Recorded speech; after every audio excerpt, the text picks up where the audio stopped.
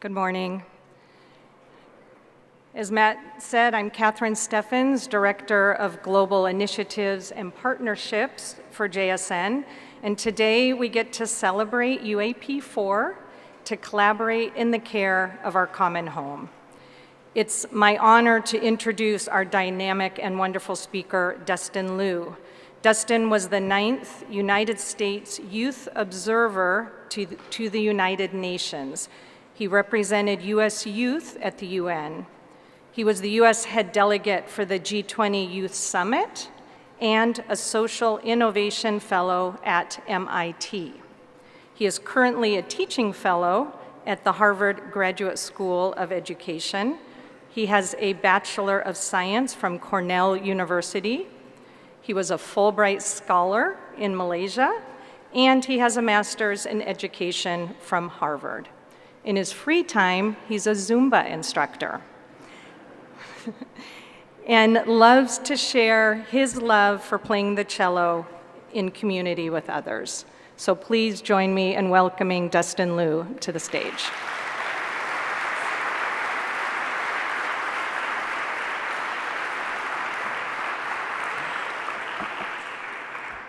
Good morning, everyone.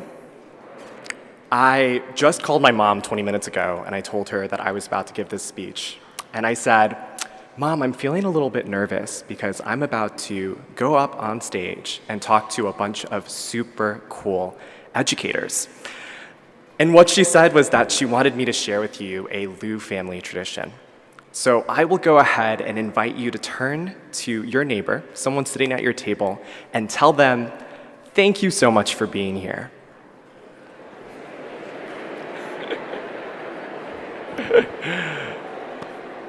Awesome. Thank you so much for doing that.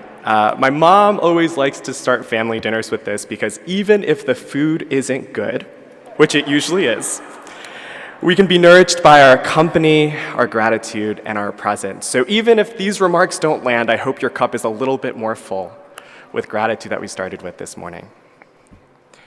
I start here because I've been really humbled by the conversations and the sessions that I've been able to attend so far here at Colloquium. A special shout out to Table 53 for letting me join their spiritual conversations that have been so thoughtful and moving.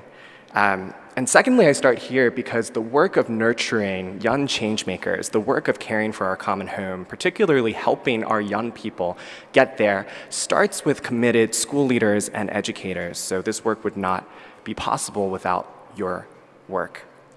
And I know that this has been said several times, but I'd love to just acknowledge how fun it is to be in person with all of you on this beautiful campus. It has been a while since I have slept in a twin bed. It has taken me back, and I did not anticipate the nostalgia that it would bring. And it's been quite some time since I've been in a space where the energy is so palpable. So just thank you for your attention, thank you for your presence, and thank you for joining this morning. This morning, I have the incredibly difficult task of following incredible sessions and speakers, and so much so that it feels like an impossible task to follow, which actually takes some of the pressure off. And this morning, I can't claim any expertise around Jesuit education or about the science of climate change, but what I hope to share with you all this morning is a little bit about my own journey as a change maker, what made a difference in my life, the impact that educators have had on my own journey. To share what I've learned working directly with young people in classrooms, outside of classrooms, in informal settings. And also, finally, my humble reflections on how we as educators can better prepare our young people and our students to care for our common world. My humble offering to you this morning comes from the lens of myself as a young person, as an educator, as a proud member of Gen Z, as a son, as a brother, and as a cheerleader for your work. And with that in mind, I thought it was of utmost importance to start with a dedication to the young people who have shaped this presentation, the young people that I've learned from, to the educators who have played a critical role in my upbringing, my family, and also all of you who have a unified commitment in journeying with your young people. Thank you so much. I'll begin my remarks with where I feel most comfortable, and I want to tell you a little bit about my story, and my story begins with my parents. 2 Taiwanese immigrants who came to this country in search of the American dream. My mom would be very upset if she knew that. She is that big on screen right now. My mom and dad made a pact. when they got married. They said that they would do everything that they could to make sure that their family got a great education. It became a guiding light for their decision to leave their country, to leave their community, and come to America. And this vision of building a new life was so palpable that I would hear from my friends years later, their friends years later, that they shared their vision with such enthusiasm and such zest that it was hard to even dissuade them of this dream. They landed in New York, where I was born and raised, and this picture is the day that my dad picked my mom up from the airport. She said, "The first thing I want to do is go see the Atlantic Ocean," after growing up by the Pacific Ocean her whole life. And this photo still hangs in the doorway of our home as a reminder of their journey. I grew up in Queens, New York. If folks are familiar, one of the most linguistically diverse places in the world. I see a Queens native right there. Woo! I grew up in an immigrant community, and I felt largely connected to the world simply because of my proximity. I was hearing different stories, I was hearing different cultures, I was hearing and having the chance to connect with different people. And my upbringing was split between two worlds, between New York and Taiwan. Monday mornings before I went to school were spent in front of our dial-up computer, in front of a webcam, saying good morning to my grandparents. And before I left for school, my grandma would always say, and remind me, that when I saw the sun rise in the morning, she was seeing the same sunset in Taiwan. And there was something about that message, something about that goodbye, that always made me believe that she was closer than she actually was. It somehow made the distance of thousands of miles feel very short. It helped me begin to understand the concept of the common home that we shared. It has been true for most educators and most of my colleagues that those who enter education usually have that one teacher who really made a difference. For me, it was Miss Bittman, who was my real-life Miss Frizzle, my second grade teacher. In second grade, on the first day of school, she calmly explained, with a 6-foot by 6-foot diorama made of saran wrap and tinfoil, the effects of greenhouse gases. And for the next 10 weeks, we were nose deep into encyclopedias, trying to figure out solutions that we could make as second graders. And she asked our class of 7-year-olds what we would do if the cure to our world's toughest challenges were in the minds of children who didn't have access to education. I remember it causing quite an existential crisis in my life, and I ran home and I asked my mom, "What are we going to do?" And like the good mother that she is, she invited me to consider my role in this work. How can we close that gap that Ms. Bittman has shared with you? And that moment, that message has continued to guide my work in helping young people find their voice. I like to say that growing up with my mom was the longest internship I ever had. She is my superhero. She showed me what community engagement, what service learning, what capacity building meant, even before I knew what those terms meant. And weekends were spent at beach cleanups, and weekday afternoons were spent helping her teach a group of elder Chinese grandparents in our community basic English. And one of my earliest memories that I can remember of my mom is of a 93-year-old grandfather running to the front of the class at the start of our English class in tears. And he shared with my mom that yesterday, the day before that class, he had the first conversation he had ever had with his grandson. And it was in those moments that I saw firsthand the impact that one person could have, not only on a person, but a family and a community. And it inspired me to start thinking about social movements. It began to guide my decision and my academic interests around labor movements, social movements, and to understand how we can bring people to work together to tackle our world's toughest challenges. I began working to bring people together, folks from my peer group who were considering these tough issues and thinking about how we can work towards a better world. And these experiences have landed me as an educator. I've had the privilege of teaching everything from middle school math in the Bay Area to English in Malaysia. And in the short time that I've had a chance to be in this liminal state between student and teacher, because my young people that I work with take every opportunity to remind me that I look younger than they do, I have been heartened by the opportunity in every subject, in every classroom, to find ways where young people can see their own power, see their light, and discover how they connect to the world's greatest challenges. And it brings me to the work that I do today, which I often describe as being a cheerleader for young people, working in formal roles now as an educator and informally in my communities to put forward this personal mission. I want to take a moment here now to share a few hats that I've worn and the perspective that I'm bringing to this conversation. Today, I'll be primarily speaking from my experiences serving as the 9th U.S. Youth Observer to the United Nations, a role where I had the distinct honor of working closely with the State Department as a youth representative for the United States at the United Nations.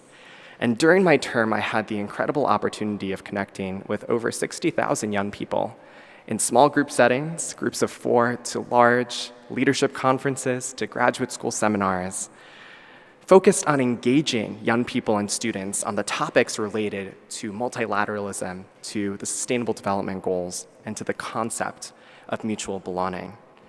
Reassessing the distance that we often place between ourselves and others, understanding that we all have a responsibility to our common home.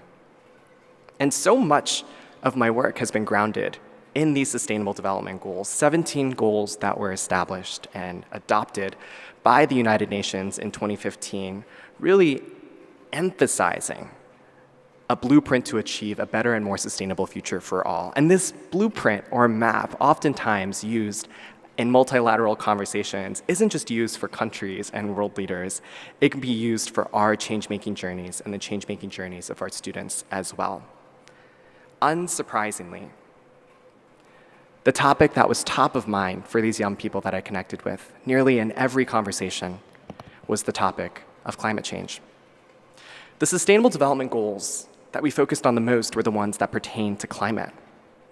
Today, I ground my remarks and I bring stories of these young people on the SDGs pertaining to climate in connection to UAP 4. An opportunity for us all to consider the ways in which we discuss and understand the social and ecological changes that are happening in our world, how we share these concerns with our students, and how we foster greater hope and collaboration. And it is not difficult to understand why this is such a critical moment to have this conversation. Environmental justice will most certainly be one of the most defining issues of our time. And at this point, we are witnessing the effects of climate change. Frequent and more intense droughts, heat waves, warming oceans, the destruction of natural habitats, as well as havoc on people's livelihoods and communities. And as climate change worsens, this will only continue. So as I began my term, I wanted to hear from young people directly, and I decided to go on what I described as a listening tour, to describe how young people were engaging in these ecological issues, how they were, in some cases, engaging with these issues and in others not. So at the start of my term, I decided to bring together 10 of my best friends, and I said, try to get together a group of people that I have never met before, from all different backgrounds, from your hometown, and have a conversation about the planet, have a conversation about climate. And I came in with a lot of assumptions around what we would hear. I assumed that young people were maybe apathetic. Young people may not understand the issues. Maybe they weren't aware of the United Nations. Nearly all of these assumptions were uprooted in the conversations and stories that I was able to experience. We ended up having over 160 focus groups in a matter of 30 days, reaching youth in nearly every state, bringing together groups of 4 to groups of 500 in classrooms, at dinner tables, and of course on Zoom. And I'd love to share the 2 stories that really stay with me, that provide me hope around how young people can play a critical role in caring for our common home. The first story comes from a first grade classroom in New York. I visited this class on Zoom, 29 faces of 6-year-olds on Zoom. True appreciation for anyone who has been teaching 6-year-olds online. The first thing I asked them to do was draw what they hope to see in the year 2030. And I think you can imagine the pictures that they proudly held up after they've had a chance to draw. I saw lots of hearts and rainbows. I saw quite a few pictures of high-tech devices. Someone drew a photo of an iPhone 29. But one caught my attention, which was a picture drawn by a 6-year-old named Sarah.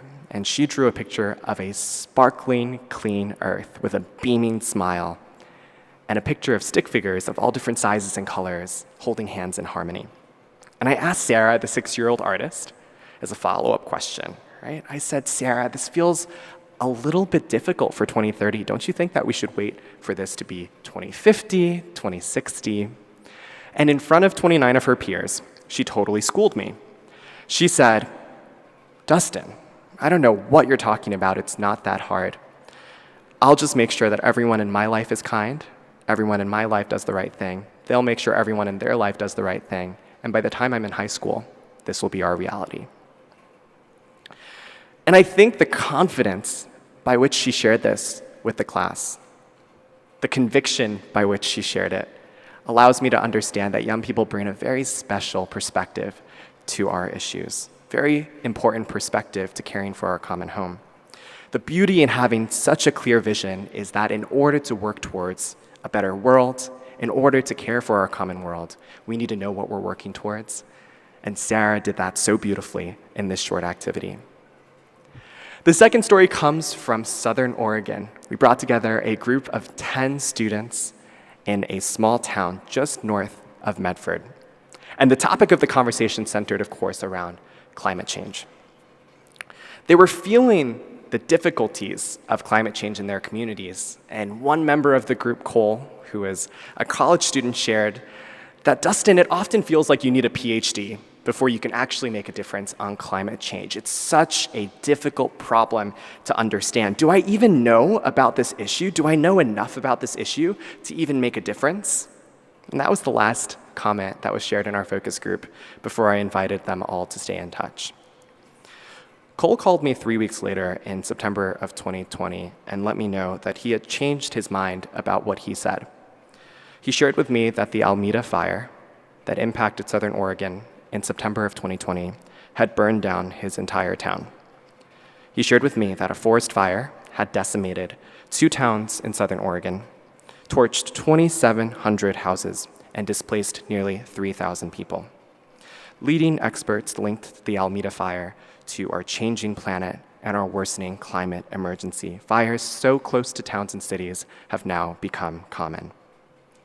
He called and said to me, Dustin, I take back what I said because climate change is not that difficult to understand when my friend no longer has a house to go back to. Climate change is not that difficult to understand when my community center is no longer there.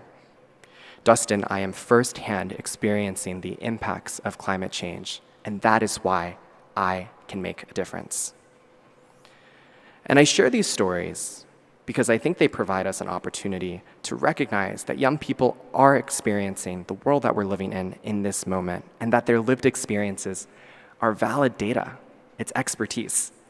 And so my listening tour only got me a little bit more curious about what makes young people so well equipped to lead this work. What helps with this optimism? How can we better understand where our young people are developmentally and make sense of how we support them in doing this work?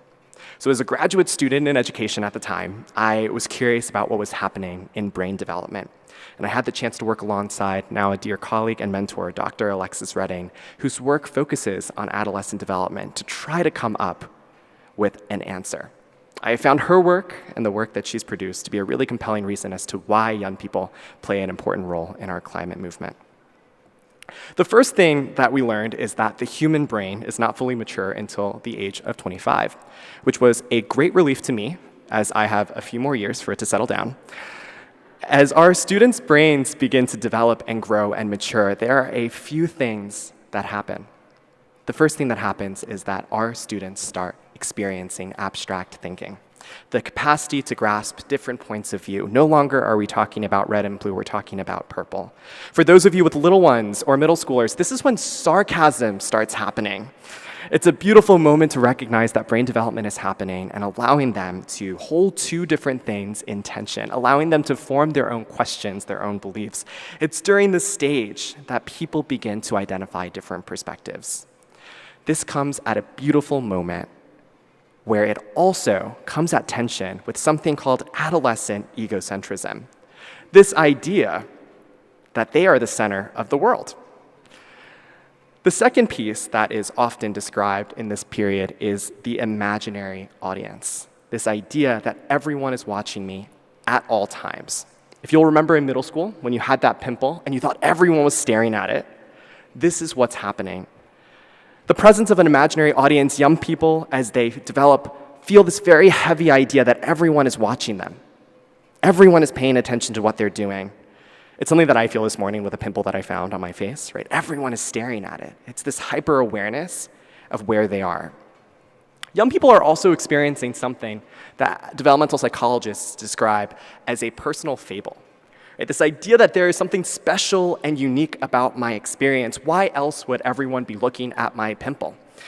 During this time, it has been developmentally proven that young people hold the reality that they have experienced the world, and they are experiencing the world in such a unique way. No one else has experienced world quite like I am right now. We are special, and our experiences are unique. And finally, there is the optimism bias. Adolescents experience this optimism bias. I'm sure our middle school teachers have seen this in their classrooms. It's what causes procrastination. The student that believes bad things will only happen to other people, it will work out for me. It's the reason why you see them taking risks. It's the reason why young people are more prone to trying new things. It's because of this that we call this the illusion of invulnerability. And while I hope you have enjoyed this crash course in adolescent development, I can guess that some of you may be wondering how this connects to the work that we do with students. The answer is that these developmental stages, I argue, create a narrative and create a place and a context for change-making, a unique chorus of narratives that actually allow us to understand that our young people are well-equipped for this work, and this is why.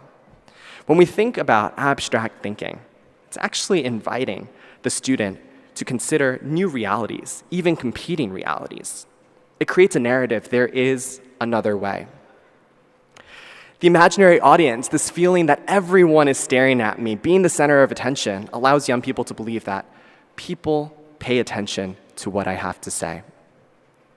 This personal fable, this sense that we have unique lived experiences, pushes young people to believe I have something valuable to say, I have a unique experience. And the optimism bias, this idea that things can and will work out, things will be better, allows us to believe that I can make a difference. What we have here is actually the perfect recipe for youth advocacy. What we have here is developmentally a moment in adolescent development where you are meeting your students at a point that points us to a roadmap to nurture hope, a roadmap to inspire imagination, creativity, and innovation, what I usually describe as a magical moment for change-making. But the story doesn't end there, because while we know our students are arriving in our classes in this beautiful moment, in this magical moment, there are challenges that get in the way. During the listening tour, we went directly to students and asked them, what gets in the way of your change-making? How can educators help you in caring for our common home? What are the barriers that are there? And I think these challenges present opportunities for us to consider how we mitigate them in our classrooms. The first is that we learned that most young people weren't apathetic. They were aware of the issues. They were knowledgeable. Instead, we heard that they were frozen by the statistics and the climate realities of our current time. One listening tour participant described to me how paralyzing it feels to hear that our Earth's surface has been increasing by 2 degrees since the late 19th century. Another described how discouraging it is to hear these statistics and to feel like there is no way to change our current reality. I think it's very important to note that facing the reality of where we are in this current moment is inherently overwhelming. We heard a second piece around finding their way, feeling lost, the difficulty that young people have in finding where to start or even what issue to focus on. In so many conversations with young people, I share that picture of the Sustainable Development Goals, and when asked to pick one, they say that it's hard. It's hard to choose where to begin. There are so many issues that young people are asked to tackle and to take on. Even the topic of caring for our common home can feel unwieldy. Additionally, outside of knowing where to begin, what is one's role? How do I even find my identity as a change maker? What role should I take on? How can I make a difference? Can I make a difference? How do I even start making a difference? We heard stories about barriers to leadership positions, barriers to change making. Several students talked about how in their schools, only a select few were actually considered to be leaders. Only a select few were capable of solving our world's toughest challenges. Someone described this experience of applying to be an eco rep, an environmental rep at their school, and to be told no, And this idea that we're even putting barriers or inviting people to apply to positions of change-making and then saying no limits their ability to see themselves as change-makers. And probably the largest barrier is of time. Time to have these conversations, time to explore these in curricular spaces, their desire and hope to prioritize this in the classroom. Then we heard about this concept, this idea that there is this ideal climate activist, an image of what a climate advocate feels like. In an 8th grade conversation in Chicago, we heard, I can't just roll out of bed and do what Greta Thunberg does. While Greta Thunberg would definitely disagree, it helps us understand that we need to elevate different types of change making. What does it mean for us to bring different pathways of caring for our common home into our classrooms, to allow students to understand that their gifts and skills really do connect to the change we hope to see in the world, that there are more than just one type of change making that gets recognized, that there are so many pathways to care for our common home. And then, of course, we heard about the challenge of sustaining change making, the burnout that comes for advocating for change, to not see results or the impacts of one's work. There is an emotional toll that comes from pushing for change. And all of these challenges are opportunities for us to think, how do we mitigate these in our classrooms? How do we notice when our students get frozen? How do we notice when our students get lost? How do we notice when we need to step in as educators to ask our students what they need to accompany them on their journey? And I think it's really important to also name tactically that teaching about our common world, teaching about climate change is super difficult. For the remainder of our time together, I'd love to shift away from the affordances of our students and really think about tactically how we share the information of climate change to our students. It is complex, and teaching complexity is inherently challenging. And this is simply because what we're asking our students to do is something that our human cognitive architecture is not attuned to do. We are not well adaptive to perceive, to adapt, or to attend to complexity. And caring for our common home requires just that, attending to complexity. Drawing from the amazing work of Dr. Tina Grotzer, who is a leader in climate change education, she often describes that we often simplify complexity for our students in K-12 classrooms.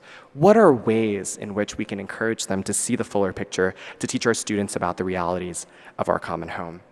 And the first is that we need to recognize that we are only seeing part of the system. It is difficult to attend to things that we can't see. We need to make it visible for our students. Our students are limited by what they see in the world. We don't know what we don't know. We can't be moved by what we don't hear and what we don't see.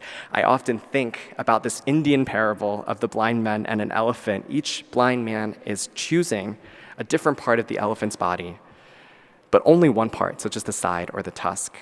And the work of caring for our common home requires us to maintain humble inquiry in the fact that we have yet to see the fullest picture. It is a reminder that we must push against the statistics that we often use to describe climate change and bring in the human stories of those impacted by our current world. It reminds us that we need to invite our students to begin to explore and understand that what they know is only a fraction of what there is to know, and to continue to pursue a greater understanding of our interconnected system. Another critical challenge is that cause and effect is very difficult to explain and very difficult to teach when talking about our changing planet.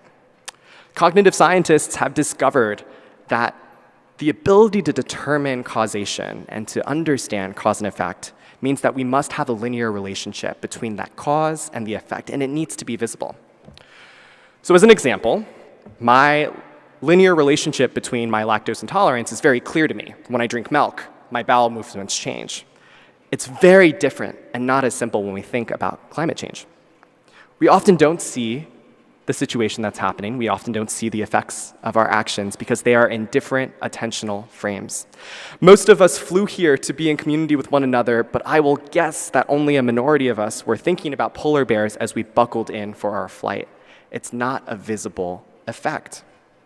What this invites us to do is that we need to help students understand the cause and effect of climate change. The challenge for us is to bring sustainable actions in the same attentional frame as the impact that we are trying to move towards. As educators, we want to think about how we can bring these pieces together, think about how we can help young people make that connection, make that linear connection. So when you are exhibiting sustainable behavior, when you are talking about the importance of climate change, tell your students why you're doing it. When there are changes in weather patterns, when there are changes in our world, explain to your students what this presents and why we are so squarely focused on caring for our common home. Okay, so how do we fit all of these pieces together? How do we fit insights from students, greater understanding around what makes this topic so challenging? What does this mean for all of you? And it means that we can use these strands to intentionally scaffold our students' learning, to invite them to consider the social and ecological challenges of our time and to support them in changing the world. And drawing from a framework around deeper learning from Project Zero, and also the rich conversations that we've had over the past few days, I invite you to consider a framework of 3 ingredients that I'll invite you to bring back to your schools as you consider how this work lands in your classrooms. The first is that we must have inclination. We must foster inclination, we must foster motivation, we must move the heart. An inclination to serve. How do we encourage and motivate action in our students? How do we move the heart? It comes from recognizing the complexities of teaching about our common home. It comes from centering stories, humanizing the realities of our common home. It comes from maintaining the sense of hope that is so developmentally core to where our students are. It comes from modeling behavior we hope to see in our students and staying true and in tune when our students need our company through challenges. This is stoking the fire that we know is already there. The second component is sensitivity. Supporting our students to discover first how one's gifts and strengths connect to caring for our common home, and then knowing when one can serve. Noticing when we are called to serve and making a choice to act. Sensitivity in this context speaks to the process of knowing how one fits in to the larger role of being a change maker, when and how best to utilize our strengths and skills. And this requires us to allow opportunities for students to practice these gifts, where they see themselves as a problem solver, where they see themselves as a change maker. We must build experiences in our classrooms where they have a chance to understand how their gifts connect to this challenge. And finally, ability. And I put this last because I was so deeply moved by Dr. P's keynote yesterday around recognizing that we all already have the ability to make a change. It is the foundation of this work, trusting that our students already have the gifts, the funds of knowledge, the innate expertise that they need to make a difference, makes this part the easiest. We believe in our students. And when all these 3 pieces come together, I reflect on the experiences that I have had of understanding my lawn internship with my mom as an opportunity to build sensitivity, understanding the fact that Miss Bittman stoked in me the inclination and motivation to serve, and to have educators and mentors like all of you in this room who affirmed my ability. So I'll end with just 4 pieces that I hope to leave you with, 4 takeaways as you begin to pursue this work with students. First, I invite you to recognize that your students have expertise. They are developmentally ready for this moment. They are creative. They are uniquely positioned to tackle these issues because they are living through this current moment. Second, I want to normalize the fact that change-making is a personal journey. There is not just one way to care for our common home. Each of us has a gift that connects to this UAP. It is the process of finding one's strengths, one's gifts, one's skills, and understanding how they connect to caring of our common home that is our greatest challenge as educators. Third, I'll invite you to join them as a guide, accompany them as they care for our common world. We often tell young people to go change the world or that they can change the world without giving them guidance on how to do it. Build motivation, develop sensitivity, and allow students to recognize their innate ability. And lastly, I invite you to help them tell their story. So often in education, we talk about social capital, but I believe strongly in the power of narrative capital, the ability to tell one's story, the capacity to tell what matters to us. And I believe so strongly in the power of narrative capital because when we have the opportunity to articulate the why and the how in community with others, it not only motivates action, but is an opportunity that we are not alone in this work and that we are part of a larger collective. We are part of a larger collective that is working to care for our common home. We are at a point where things must change. My hope is that in these remarks, I have made it clear that caring for our common home is much more than understanding the mechanics of climate change. Caring for our common home is prioritizing the opportunity to help our young people see themselves as change makers, as part of our global community, developing their skills and strengths, and recognizing that our efforts have a profound difference. It is then and only then when we raise the awareness of the challenges that we're facing in our world currently, our social and ecological context, and begin working towards action that we have the possibility in moving towards renewal. One must recognize the impact we have as humans on this world and the ability and compulsory role that we all play in this renewal in order for us to change course. We must all be in inclusive dialogue about how we are shaping the future of our planet. I'll end with a short anecdote that has been on my mind since rewatching Peter Pan on the way here, and it is the concept of the Tinkerbell effect. I was reminded of the Tinkerbell effect because the Tinkerbell effect tells us that things only matter because people believe in them, that our belief can cause things to exist and be true, that things we have value because we decide it to be so. So I ask you to consider, in your role as educator, to truly start believing and recognizing that moving towards renewal is possible, that the young people we meet in our classrooms every day will play a critical role in caring for our common home. It is then and only then will we be able to bring our fullest energy, will we be able to acknowledge the gifts and the strengths that our young people bring, to support them in maintaining their sense of imagination, in maintaining a deep sense of hope, and to start pursuing the world that they so hope to see. It starts with the belief that change is possible. And I end here to say thank you, because our common home is better due to the commitment that you have to your students. I feel invigorated to go back to my community and do work after spending a few days with you all. Thank you for the work that you're doing to cultivate global change makers. It makes a world's difference. Students who are compassionate, competent, conscious, and committed. I so appreciate the invitation to be joined with you all today, and I wish you a wonderful close to this colloquium. Thank you so much.